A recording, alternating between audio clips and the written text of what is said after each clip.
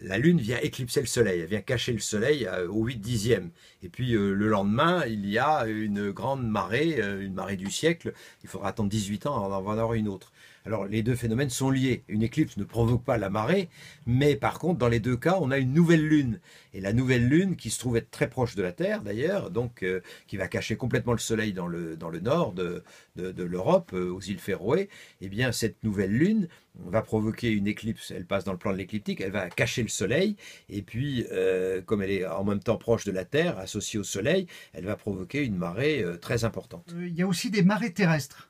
Alors les marées terrestres, c'est un phénomène étonnant, c'est-à-dire que la croûte terrestre se soulève de 30 à 40 cm. Alors évidemment, le diamètre de la Terre, c'est 12 700 km, 30 à 40 cm, c'est peu, ça a été ignoré pendant longtemps, mais ça existe et c'est important à noter.